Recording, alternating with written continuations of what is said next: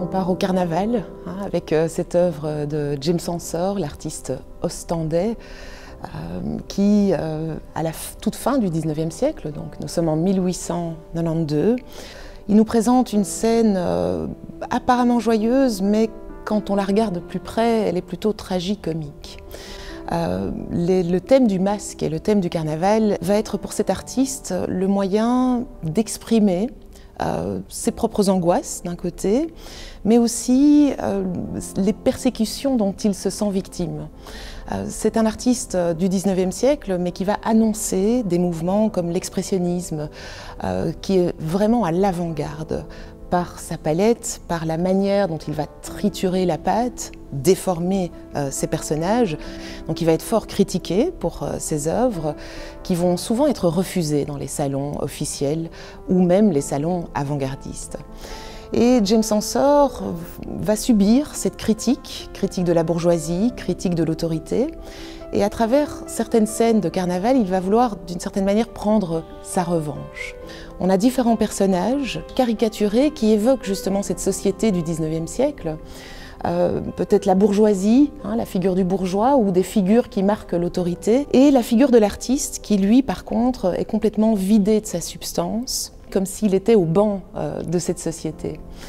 Et finalement, on peut se dire que ces masques difformes, pour James Ensor, c'est plus une manière de montrer les choses, sa propre critique face à cette société qui en veut à la liberté de l'artiste, ou à sa liberté d'expression d'une certaine manière. Et donc le masque, plutôt que caché, montre ici, en réalité. On peut peut-être ramener ce tableau à ce qui se passe aujourd'hui sur Internet et les réseaux sociaux.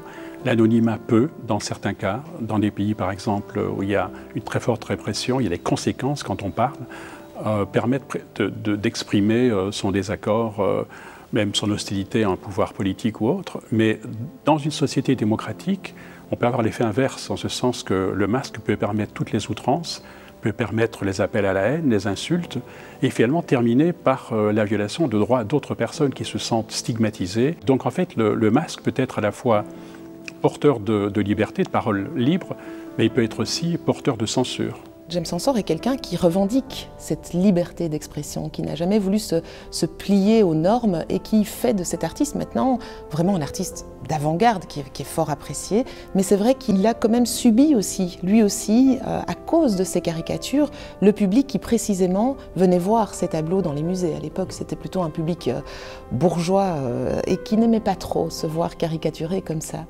Donc il y a eu une forme de censure par rapport à ses premières œuvres qui ont vraiment été complètement écartées des salons. C'est vrai que les caricatures sont souvent un test de la marge que l'on accorde dans une société à la liberté d'expression, et c'est pas pour rien que les caricaturistes très souvent sont les premiers ciblés par des pouvoirs arbitraires ou autoritaires.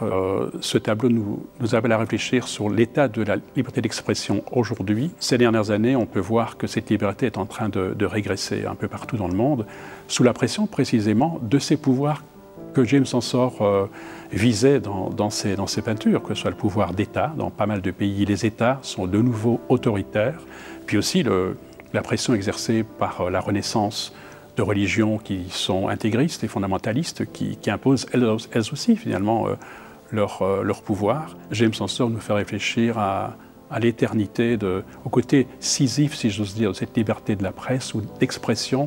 Il faut toujours se battre pour elle parce qu'elle est constamment menacée et elle est réversible.